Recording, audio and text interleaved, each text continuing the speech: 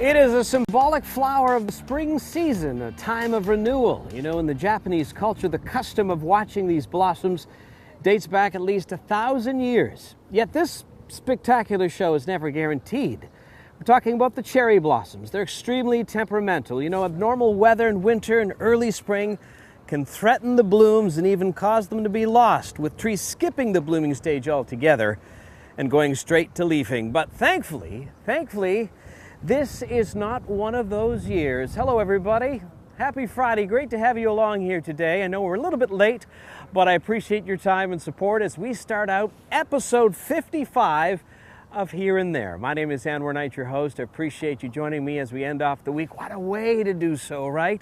Aren't these just spectacular? My goodness, amazing stuff. We're going to learn all about these beautiful trees on this episode. Also coming up, you know, this is a perfect backdrop, of course, for the Mother's Day weekend. So we'll have your full forecast. In fact, our AKQ is about Mother's Day. More on that in just a moment. Plus, in our Nod to Nature file, I'm excited to share a video with you. It's my encounter with a beautiful raptor. And honestly, it's one of the most exciting things I have seen and been a part of when it comes to connecting with nature in a very long time. So I'm excited to share that with you. And of course, your real comments in real time throughout the program. Look forward to doing that. But as we begin here with the AKQ, of course, Mother's Day weekend, I'm asking you today, what's the best thing that Mom taught you? What would you say that is? Now, for me, it's got to be about, you know, enjoy laughter. You know, a laugh a day keeps the doctor away. To this day, my mom always says, let's have a laugh about it. And I think that there's a lot of truth to it, you know, having some fun. I'll ask the crew. Richard, best lesson from Mom? Always wear clean underwear in case you get in an accident and go to the hospital. Always wear clean underwear in case you get into an accident. We hope that doesn't happen, but we know you're covered just in case. Very covered. Very covered. Vern? She said, marry this one. Oh, she gave you the sanction of yes. Yeah, 5 minutes. Marry this one. Get out of the house. Yeah, it's time. Ricardo, the best lesson that Mom. Your dreams. Follow your dreams. And have you? Yeah. Sort of. Sometimes life gets in the way, right? Jayan? Start your day with a grateful heart. Start your day with a grateful heart. That is beautiful. My goodness, I love that. So we have a lot of people joining us here. I want to connect with some of you right now. Tammy is with us. Sheila. There we go. Yes, indeed. We are here. Now, I have to tell you, because there are a lot of people here, maybe Ricardo, if you wouldn't mind just doing a quick pan. With all the people having cell phones because they're taking selfies, it may interrupt our signal. If that happens, we'll reboot. Just make sure you reload your page and the latest one will come up. But just so you know, that's one of the problems with cellular signals. The more people here, we're competing with that signal. But I appreciate everybody joining us. Yes, Wendy says, I think I finally found the live show. Indeed, you have. Good day, as Kathy says. Michael is joining us. Tammy says, happy Friday. And Lonnie is joining in with us. Lori says hi. Gail is joining us. And also, Lori K. McGee says, congrats on 55. Yeah, 55 episodes, if you can believe it. Susan Butt says, beautiful. Yeah, it is beautiful. It's striking. It's magical, and that's what we wanted to share today. You know, we wanted to talk about these blossoms because they have a fascinating history with the city, and this is just one of the spots as we stream live here at Trinity Bellwoods Park, one of the spots to see the cherry blossoms. Of course, Hyde Park is an iconic spot. I have to tell you, though, it's mayhem over there right now. So you have to pack your patience, and also keep in mind that they don't allow vehicles, you know, Friday night through the weekend because there's so many people. So there are many other places, and I'm going to have a list for you coming up in the program a little bit later on. Now, Sakura, and that's how we call these. Sakura is the Japanese term for cherry blossoms, but these are different than, you know, traditional cherry trees. You won't get any fruit off these. And these are essentially a crossbreed, and it goes back, I mean, literally, you know, hundreds and hundreds of years. So they're almost an ornamental, if you want to call it that. What you get is the blossom of a white or a pink flower on it. And the thing is here, it's very significant culturally for the Japanese, as I mentioned. And the custom to watch, like, look at this, is a little more pink here. The custom to watch the cherry blossoms is called hanami, which literally means watching blossoms, and it is a very special time, and rightly so, because this is about renewal in the Japanese culture. But the way this sort of evolves, it's sort of a 6-stage process. So what I want to do is show you a time lapse and give you a real close perspective of how nature works here. So let's roll into that video and I'll show you the 6-stage blooming cycle. So, it starts off, of course, in stage 1 where you get the fat green buds and they appear on the tree branches. The second stage are the florets. They become visible, and that's a signal that peak bloom is about 2 weeks away. The florets become pinker, begin to extend. That's stage 3. Stage 4 is the flower stems grow longer, and they also become increasingly more delicate. Stage 5, the blossoms begin to bloom, and stage 6 is peak bloom. And it is considered peak bloom when you have about a 70% or more blossom rate. And clearly, we're at peak here in the city. I mean, this is just, spectacular. Somebody asked me, do they have a smell? And they don't. They're not fragrant per se, but they are just stunning to look at. And again, there's many people that have gathered already here on a Friday afternoon. And a lot of this is about taking a selfie, taking some photos. We had another gentleman who he brought a speaker with some music, and then he was sort of, he was doing his own production with the speaker in his hand, and then he had his iPhone, and he was marrying the two together. But it's just amazing to see that time lapse, how it all comes to life, and how intricate it is. And you can imagine if you're an insect, how that draws you, and that's a part of nature too, right? For the pollinators to move in. What's interesting here is that weather plays a key role when it comes to the cherry blossoms. And I mentioned it's delicate. So when you have peak blossom, the whole show is 12 to 14 days if you're lucky. I have to tell you, with the wind that we're dealing with, and it looks like it's going to be gusty, and I'll have the full forecast coming up over the next 2 days, some of these petals will be just blown off. So if you want to see them, certainly you want to do it sooner than later, at least if you want to enjoy the peak blossom. But cool, calm weather certainly extends the bloom period, and if it is warm, unsettled weather, it can shorten it. But in that as well is the wind, and that's something we're going to monitor. Now, I wanted to look back at 20 years in terms of the peak blooming cycle. This is at High Park. I mentioned that's an iconic spot. That's okay. This is a way to celebrate a weekend exploring in and around the park. But let's take a look at that bloom history. And, this is a great illustration. Again, it was courtesy of our friends from the Nature Center at High Park. So it peaked as early as April the 13th in 2012, and then yet 2 years later, as late as May the 14th. So it is varied, and it is very weather dependent, but you can see on that graphic it's all over the place, and they try to watch this. Now, trying to forecast a peak bloom any more than 10 days in advance is virtually impossible, because there's so many different elements that come to play. Boy, we've got a lot of stuff going on here, don't we? So we'll just sort of move out a little bit. We have the cascading colors on the background, and yet the CN Tower poking out. So there is, your iconic selfie moment, if you will, as we stream live here at Trinity Bellwoods Park. Let's take a look at your forecast, because that is something that is going to be of interest certainly for this weekend. And before we get to that, I just want to connect with you very quickly here. And, Lori says for the AKQ, is manners go a long way, and that is very true. And Sheila notes, Richard, what you said was going to say about the underwear. She mentions that as well. And Lori McGee says, always remember to say please and thank you. And Lonnie says, learn how to cook. Carlo adds, respect everyone. These are really good. We should make a list, And, Kathy says, never go by hearsay. That is good. Tammy Noyen says, stay true to yourself always. Cheryl, by the way, says hello with Haley, so we appreciate you guys watching again. Suzanne Tink is watching us. And Wendy Taylor Martin said, Mom taught me how to bake, baking bread as we speak. Oh, I knew I smelled something nice. I love home-baked bread. She also taught me to be 15 minutes early for a doctor's appointment. and I've been taking early because of that. Oh, well, I'll need that doctor's name because my doctor, you better bring a lunch. I mean, it's a long commitment. She's a good doctor, but you're not getting in early. And Christopher says hello, and Judy says happy Mother's Day weekend to everybody. Leah Lee is watching us, and John Shepard says show 55 with a thumbs up. Appreciate that, John. And Christopher, I got what you meant. He initially put THIF, but then he said oops, TGI. It's the fat thumbs, isn't it? Sheila says, one thing my mom used to tell me, don't wait for someone to do something with or you'll be waiting forever.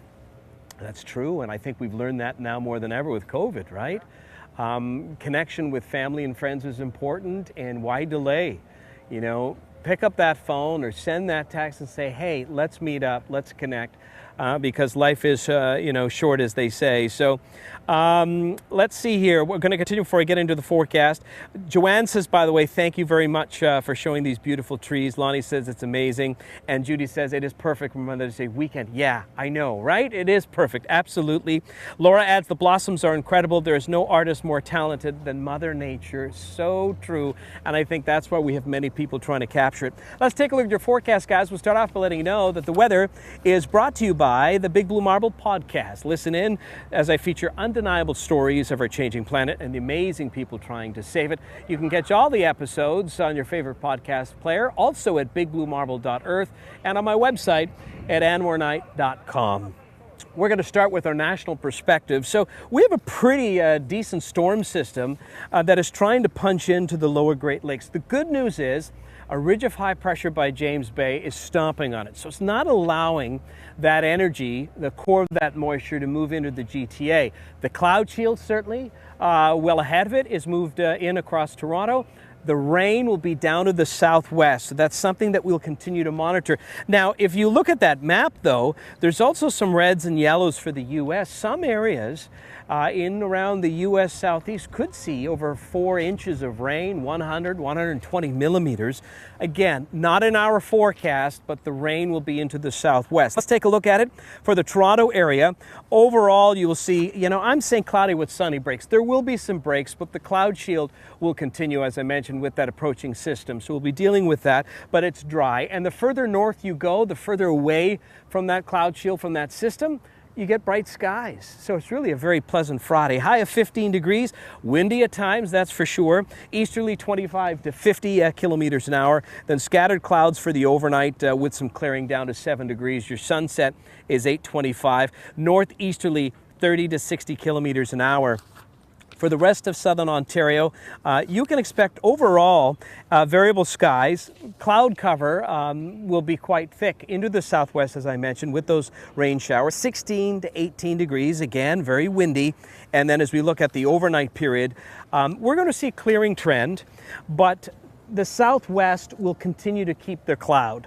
And, you're still going to have certainly some lingering showers. 1 to 8 degrees for overnight lows. Still windy. Northeasterlies 30 to 50 kilometers an hour. Haliburton down to 1, which is cooler than the norm. 4 in Kingston, 8 in Windsor. 5-day trend. Let's get into the Mother's Day forecast. So for tomorrow, some morning cloud, but it clears out. Should be a decent day with some sunshine. The high again, 15 degrees. And then as we get into Mother's Day Sunday, Mother Nature has just put together a beautiful gift. All that's missing is, a big bow on it, because we're going to see mainly sunny skies and 14 degrees. Sunshine on Monday, 15, Tuesday sunny and 20, and that could be our first 20-degree day in over 6 months. Now I say could be, yes. Can I take credit for it? Yeah. Now I say could be because it really just depends on the southerly flow. It may be Wednesday, but I'm feeling optimistic we should crack at least 20 on the Tuesday, which is certainly something we are all looking forward to without question. All right, we are now streaming live here at Trinity Bellwoods Park. I'll step out of the way just for one more moment. You can see how beautiful this looks here. And this is Trinity Bellwood Park.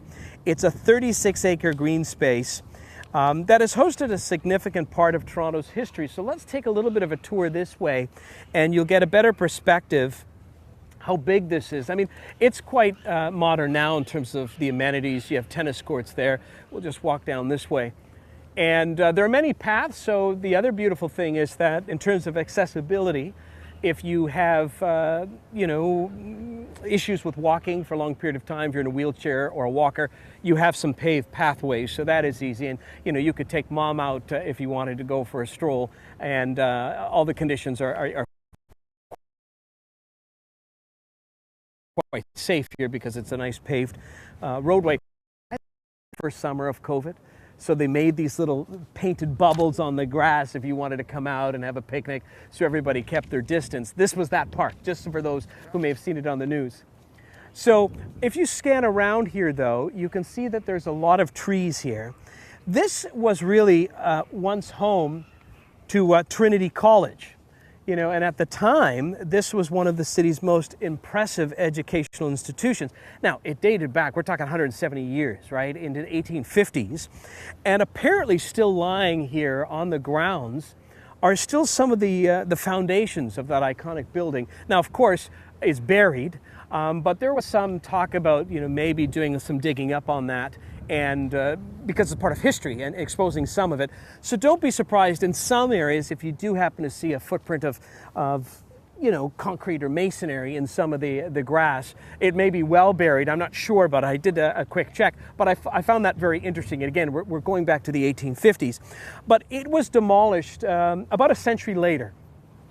And then it became a designated arboretum. And that's why I mentioned some of the trees. You can see them here. Now, the fact is, it was designated, it never became officially an arboretum, but some of the trees that are here, are quite significant, and they are certainly old. The sugar maples, the shagbark hickory tree, black locusts, willows, oaks, and elms. So that's what peppers throughout this area. I almost wish it was an arboretum, because I think it would look different again, right? But certainly a very popular park. Now, I wanted to walk down this way, because this is, when we talk about Trinity College, there is one remaining piece, and it's sort of along this pathway. I'll cover up my microphone because of the wind. But look at the gates here. So we're going to walk down here, Ricardo, as I connect with our friends watching. Penny Lynn is joining us. Nancy says, beautiful to see in slow motion. Sarah J says, I am in. Great to have you, Sarah. I apologize for the delayed start as we started up here. Jane M. Bell says, beautiful. And Lori says, indeed, I agree. Nature's beauty. And that's what we like to certainly, make a part of the mandate of what we do here on Here and There. We want to tell the story of people, places, and community, nature, and celebrate it all. And don't forget, we're going to do the Nod to Nature file a little bit later on. You have to see this video. It is really just amazing. But as we continue to go down here, Nancy says, beautiful shot of the CN Tower in the background. Kudos to the videographer. So that is you. Ricardo's got a thumbs up. And also, Cheryl says, in terms of our AKQ, the lessons that mom taught you, treat others as you want to be treated. So true.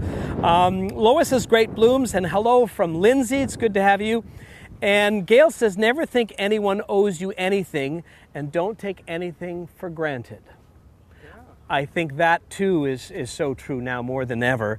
And Gail says, be kind to others because you just never know. See, that's right. When I kid you, Vern, you know I love you, right? Penny Lynn says, just returned from Niagara and the views were spectacular, just beginning to blossom. So it really depends on where you are. And CE Snowflake said it rained pretty good all last night in Cleveland, yet the Jays continued on.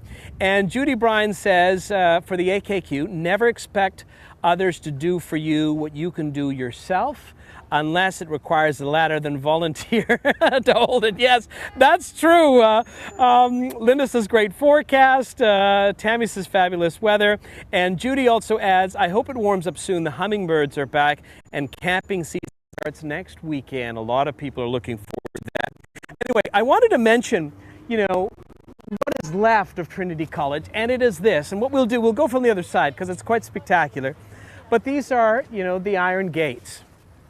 And this, without question, is still to this day one of the most photographed places in the city because of the gates. In fact, the old saying is, if you're coming to do the park here, you'll say, well, I'll meet you by the gates, right? And over here, Ricardo, you can see they put the actual plaque. So the University of Trinity College from 1852 to 1925. And, this is sort of commemorating that. But it is such a beautiful spot when you look at, because they did some refurbishment about 2007, but it's really striking, and that's what I love about it. Now, if you're not familiar with Toronto, I should point out where we are. So this is Queen Street and Strawn. So this is Strawn Avenue. It would take you all the way down to the lake, and this is very popular Queen Street. We did find parking, by the way. You have to pay for it, of course, but just so you know. So let's walk down this way as we stream live, and you can sort of get an idea. Excuse me. This is sort of the gates that would have gone into the property. And actually, Jason, can we pull up that image of Trinity College? I'm sorry, I forgot about that. Would you mind pulling that up so our viewers can see what it looked like? Because that building was quite significant. We'll walk this way too, Ricardo. Oh, there we go. So Jason has pulled this up for us, and you can see what the building looked like. And it was, this really was, as I mentioned, a very impressive, iconic building. And this was the footprint. This is where it was. So a part of history. And now, of course, sort of, I don't want to say a rebirth, but the fact, with the Sakura trees and the fact that they have tennis courts and other things for families to enjoy, it is once again a very popular spot. My mind says a very beautiful area. And yes, Laurie says beautiful building, and I love the gates. Kareth Hamilton is also joining us here as we stream live at Trinity Bellwoods Park. We'll watch out for the folks. Hi there. And we'll continue our journey. So what we're doing, we sort of looped out, right? We started at the Sakura trees, we looped around the back, and now we're coming up along the side here again. And I wanted to mention that the history of the Sakura trees and the connection to Toronto, right? So we'll hop up here, Ricardo, if you're okay. Boy, that wind is strong. This dates back to 1959. And what happened was the Japanese ambassador to Canada presented 2,000 of the trees, the original, at High Park. That's where they were planted. So that's one of the largest collections there. And it was to the people of the city of Toronto to show appreciation for Toronto accepting relocated Japanese Canadians after the Second World War.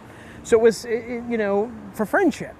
And since then, there have been many other places that certainly have had trees planted. And that's what I wanted to share with you now as well, that although High Park is the most iconic spot, we'll get a little closer here, it can be, I should say, a challenge to get in there to enjoy it. And there are a lot of people, really. So for some, that might be a little problematic. So what I wanted to do, I'll shield from the wind here, is also show you some of the other areas where you could see some of the Sakura or cherry blossom trees in the GTA. Oh, yeah, Vern, would you mind? Thank you, sir. So that includes High Park, which is the largest number of trees, as I mentioned, about 2,000. And then there's Spencer Smith Park in Burlington. There's also the Korea Park in Mississauga, and we've done a show there before.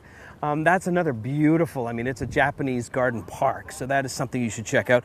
Joyce Archdeacon Park in Brampton. Vern, you were talking about the trees in Brampton. And also Centennial Park did our show at the Botanical Garden there not long ago. They have another very large assortment, over 400, but they're spread out. So as a result, you don't get quite, the same effect. But it's a beautiful park. You could spend a day there as well, take the kids biking and what have you. So those are some options if you want to do it. Now, again, we are streaming live here at Trinity Bellwoods Park as we connect with you. Laurie says, well, it's good to know about that park in Brampton. Yes. And Sheldon says, what a great location. And the trees are going to look stunning very soon, depending on where you are. Now, Nancy says the gates are awesome. So glad a little bit remains and wasn't all torn down. Trinity College would have been a magnificent building when it was built. Yes, it would have been. And sometimes you wonder, I guess back then you don't think about that, of preserving it. But now there's a real push, depending where you live, right across the country, we have to, maintain some of those historical buildings because they tell stories, right? And when it first opened, it was really only for young men. And then later, eventually, young women were allowed to also attend there. And Laura, you're very kind. She said, I'm so informative. Well, thank you. Lois says, great show. Absolutely love it. So I appreciate that. And Lois is wishing everybody a very happy Mother's Day weekend. And also, I'm just trying to, it's scrolling so fast here. What a great location, the trees. Sorry, it just goes so fast there. We got about 5 minutes left. Okay, before we wrap up, I wanted to get into the nod to nature. And, you know, this is another entry into our nod to nature vault, if you will. And what was really striking for me is that this is something that I experienced personally. So I want to show you this video. We were at Tommy Thompson Park, and you know, that in itself is a globally significant area for birds, migrating birds, and there are thousands of them that stop there, but lots of different wildlife. And take a look what I saw, or we saw, I should say. You know, not more than 20 feet away, we saw this hawk. And it looks like it's a Cooper's hawk. And it circled around and then landed, and it knew exactly what it was after. You know, it was snacking on a snake. And we were just in awe to watch this beautiful raptor just do its thing in front of us. I couldn't believe it. And there are about 10 different hawks that are routinely spotted in Ontario in terms of species. The red-tail probably the most common, but certainly Cooper's hawk would be in the top 3. But is that not cool? Oh my goodness, my kids were just over the moon. We kept talking about it as we're walking back to the car and like, isn't that something? So I thought it was really something, especially considering that, you know, hawks are among the world's most skilled flyers. They really are, and certainly a worthy entry into our Nod to Nature vault or folder. So if you've never been there to Tommy Thompson Park, we're actually going to try to do the show there. Signals are a little bit of an issue because you're right, you know, by the lake here, but it's well worth it to explore. And if you are an animal lover, in particular for birds, it is really something